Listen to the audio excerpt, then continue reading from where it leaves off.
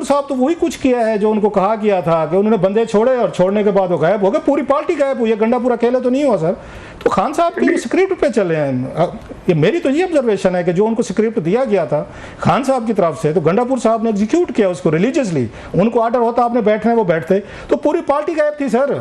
मतलब गंडापुर साहब को छोड़ दें, बाकी लोग किधर थे?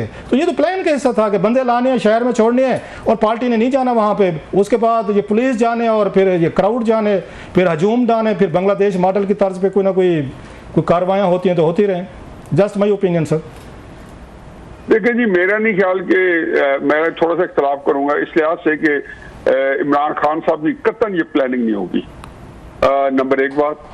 नंबर दो बात यह है कि ये जो है जो स्क्रिप्ट होगा अगर तो वो एस्टैब्लिशमेंट होगा, जो फिनिशिंग स्क्रिप्ट है। मैं सर आपकी बात कर रहा हूं, फिर बाकी पार्टी के लोग क्यों नहीं है सर? मतलब कोई पार्टी लीडर नहीं था, वर्कर इसी बात से तो बेचारा वो होगा कि कुट हमने खाई है, मार खाई है, आंसू गैस खाई है।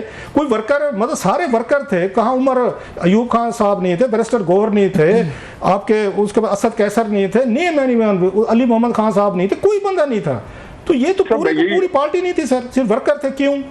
ये क्या इसमें मतलब हिकमत नजर आती है आपको? सिर्फ वर्कर आएंगे, पार्टी लीडर नहीं आएंगे सर? आपके मैं यही अर्ज करने लगूं, अगला फिक्र यही था सर। पहली बात यह है कि पार्टी इस वक्त जो है पॉलिटिकली एक्टिव जो है या एक वाइब्रेंट जो है वो केपी की है। पंजाब के अंदर तो कोई है ही नहीं ना तहरीक इंसाफ की जो एक्टिविटी है लीडर्स की हद तक। वो वर्कर कोई कदों का निकले, कौन लीडर पंजाब को मुझे गिनती में सुना दे। केपी के लीडर्स का आपने नाम लिया, अली गौहर के, या उसके बेसिकली वो केपी के लीडर भी हैं, हमारे लीडर भी हैं, लेकिन प्रैक्टिकली से केपी की पार्टी का डिफेक्टो डिजोरो सारा हेड जो है और चीफ मिनिस्टर जो है पॉलिटिकली भी और हुकूमती लिहाज से भी सबसे बड़ी पार्टी जो है वो जो सबसे बड़ा लीडर जो है अली अमीन गंडापुर है। और ये अली अमीन गंडापुर ने इसका चार्ज अपने हाथ में लिया था। इसके आने से पहले आखिरी मुलाकात इमरान खान साहब से अली अमीन गंडापुर ने ही की थी, ये 4 अक्टूबर से कुछ 4-5 दिन पहले। इसलिए ये बहस मेरे नजदीक नहीं है कि ये कोई लीडर था या नहीं था। नंबर दो बात है कि मैं इस बात को कंटेस्ट करता हूँ कि डी चौक पे कोई पहुंच सका है। डी चौक पे इक्का दुक्का बंदे को आते थे तो बेचारे उनको अरेस्ट हो जाते थे। बाकी लोग जो है कोई आप इस्लामाबाद में रहते हैं, कोई आप पारा इकट्ठे हो जाते थे, कोई एक सुपरमार्केट के अंदर 15-20 इकट्ठे हो जाते थे और वहां से नारे लगाते थे और पुलिस उनको पकड़ लेती थी, या कोई चाइना जिसको कहना चाहिए चौक पे आ जाते थे। तो इसलिए ये बात जो है ना, जो जिस तरीके से प्रोटेस्ट हुआ है ना, वो प्रोटेस्ट जो असल लश्कर जरार था जो उनके साथ आ रहा था, वो तो संज्ञानी में छोड़ के आ गए थे। वो कहाँ पहुंचाया उन्हें? अगर वो ही पहुंचा देते ना तो फिर कहते इनको छोड़ के चले गए। वो तो अकेले आए, मेरी बात तो सुनिए, मैं अर्ज करूं, वो तो आए चौक से होकर गए गंडापुर साहब। सर उन्होंने हम पहुंचना था, हम पहुंच गए, साथ ही गंडापुर साहब पतली गली से निकल जाए कि वर्कर जाने और फिर पुलिस जाने। साहब डी चौक तो मुकम्मल सराउंडेड थी। गंडापुर साहब के बारे में रिपोर्ट मिली जब वो आए तो डी चौक पे तो उन्होंने कहा जी यहाँ पे फौज खड़ी है, उनका मैं बड़ा रिस्पेक्ट करता हूँ। ये इमीडिएट रिएक्शन था।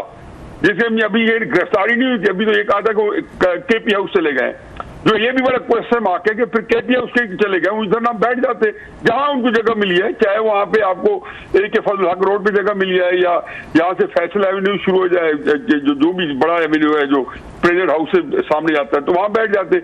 अब क्राइसिस ये इशू नहीं है, इशू ये है जी कि जो असल एंड ऑफ द डे है वो सारा जो था ना, वो मेंबर जो थे ना एक्टिविटी के, वो गंडापुर साहब थे।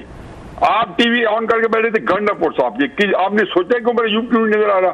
अब सारे लोग जितना मीडिया था वो गंडापुर को फोकस कर बैठा था और वही भड़के लगाते आ रहे थे। बाकी को रोक दिया गया था ना, मतलब बाकी सबको कहा गया था, MNA, MP, senators, party leader, कि आपने डी चौक नहीं जाना। ये तो पूरी पार्टी पॉलिसी थी किसी से। वो वर्क फ्रॉम होम कर रहे थे, जो एक उनके लिए टर्म इस्तेमाल की जा रही है। वो तो सबको कहा गया था भाई साहब आपने नहीं आना, सिर्फ वर्कर आएंगे, वही लड़ेंगे भिड़ेंगे और कोई पार्टी का बंदा नहीं आएगा। ये तो पहले से तय था सर। साहब जो अगर सामने आए भी बाय एनी चांस, जिस तरह हमने देखा जब केपी हाउस में अली अमीन गंडापुर साहब को लेके जब गए और उसके बाद ये विजुअल्स चले कि बैरिस्टर गौहर जो है वो गए केपी हाउस में, फिर वो वापस भी निकले और मीडिया से बात किए बगैर चले गए। तो जो आए भी सीन में वो बाद में गायब हो गए, तो वो कहाँ गए? देखिए हम बिल्कुल एक ऐसी गुफ्तगू कर रहे हैं जो मेरे नजदीक इतनी इंपॉर्टेंट नहीं। मेरे नजदीक इंपॉर्टेंट है कि इस एहतजाज की स्पिरिट क्या थी, मतलब इमरान खान क्या चाहते थे। आखिर तहरीक इंसाफ ने एहतजाज की है, कोई उसके दूसरी पार्टी तो शामिल नहीं थी।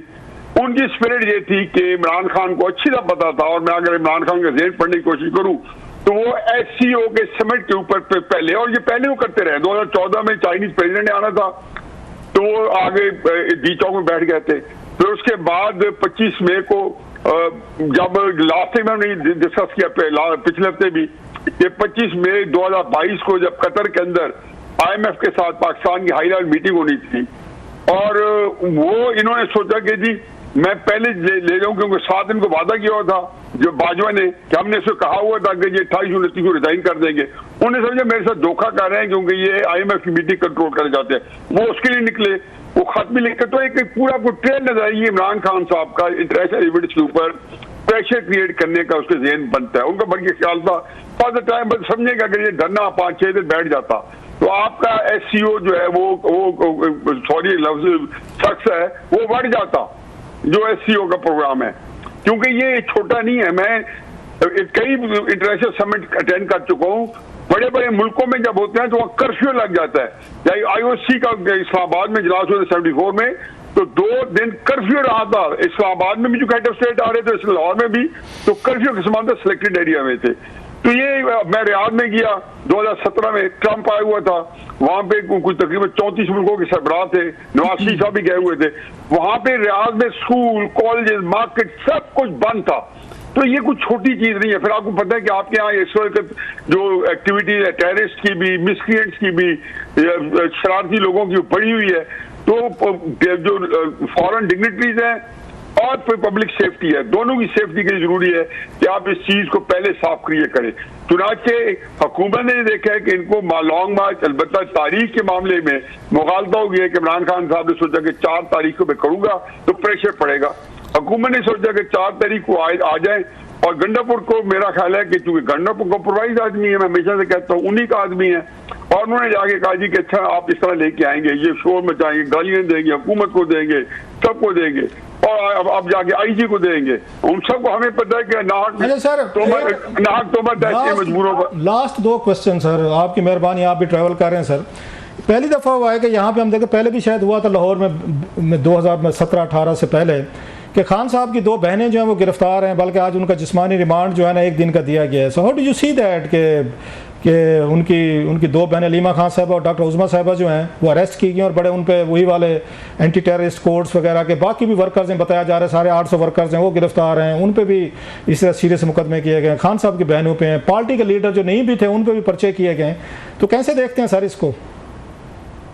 मेरे ख्याल जाती की है जी। पहले भी आप देखें कि जो 9 मई के अंदर भी जो गिरफ्तार हैं, तो पार्टी लीडर तो कोई गिरफ्तार नहीं है, सिवाय लाहौर के अंदर महमूद रशीद साहब हैं, यास्मीन राशिद साहब हैं, या चौधरी जाज साहब हैं। तो पंजाब में इतने ही थे सर, पंजाब में 3-4 ही थे। जी सर, बताता हूँ जी कि 9 मई के हवाले से जितने बंदे हैं ना, चाहे वो आर्मी कस्टडी में है चाहे आम जेलों में है, सारे के सारे जो हैं वर्कर्स हैं। लीडर इनका कोई गिरफ्तार नहीं हुआ। आप नाम बता दें, सिवाय मैंने 3 लीडर के नाम दिए जो गिरफ्तार हुए हैं।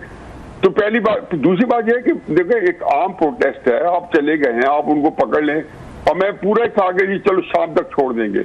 अब उनके जिस्मानी रिमांड लेना और उसके बाद उनको फिर उसके बाद डिटेन करना 5-7 दिन या लंबा करना, तो ज्यादा है, उससे कोई फर्क नहीं पड़ता।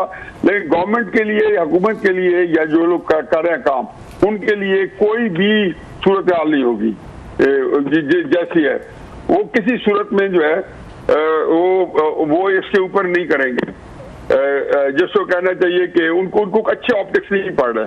आपको लगता है कि लास्टली सर के ये जो कुछ किया है खान साहब ने, इल प्लान किया है, आपकी बातों से भी लग रहा है, उनकी पार्टी के लोग भी कह रहे हैं कि प्लानिंग ठीक नहीं की गई, और उससे एक बहुत बड़ी डिमोरलाइजेशन फैक्टर है उनके वर्कर्स में आएगा। उनको लगा है कि पार्टी लीडर खुद तो आए नहीं है, हमें यहाँ पे छोड़ के भाग भूग गए। अब जेलों में 850,000 लोग पड़े हुए हैं जिनका कोई वली वारिस नहीं है। तो पार्टी को झटका लगा है एक बड़ा, कि इसने जो पावर गेन करनी थी अपने इस मुजाहरे से वीक हुई है सर। उसके बाद स्पेशली पार्टी के अंदर लड़ाई शुरू हुई है कि ये किस तरह की स्ट्रेटेजी अपनाई गई थी कि 1-2 दिनों के लिए आए हैं और मार-कूट खा के सारे भाग गए। देखिए क्या साहब, पार्टी तो डेफिनेट वीक हुई है, लेकिन पार्टी पहली दफा तो वीक नहीं हुई। पार्टी 26 मई को जब इस्लामाबाद पहुंचे 2022 में, हकीकत है कि तहरीक इंसाफ के अंदर इतना जिसको कहना चाहिए कि एक डिससेटिस्फेक्शन थी, एक जो एक अपनी पार्टी के अंदर एक फ्रस्ट्रेशन थी। और ये बात 2014 के धरने में देखा है, जब इमरान खान साहब को पता है कि उनके जितने तजर्बात हैं सारे के सारे आज तक नाकाम रहे हैं, धरनों के, रैलीज के, जब भी उन्होंने कहा कि 2.5 लाख बंदा होगा जेल बरो तहरीक, 3 में 2.5 लाख बंदा अरेस्ट होगा, 250 बंदा नहीं कर सके। तो ये कोई तहरीक इंसाफ दे सारा पिछले ट्रेल नहीं देखती। ये मेरा नहीं ख्याल कि पाकिस्तान में मजहबी तंजीमों से के अलावा अब कोई बंदा को धरना दे सकता है या कोई लॉन्ग मार्चेस कर सकता है। ये सारे के जब पहले 2014 में भी आए थे तो लाहौर से लगता था कि 2 लाख बंदा लेके निकल रहा है। काला शाह काकू क्रॉस किया और जब मुरीद के पहुंचे तो टोटल 1000 बंदा भी पूरा नहीं होता था।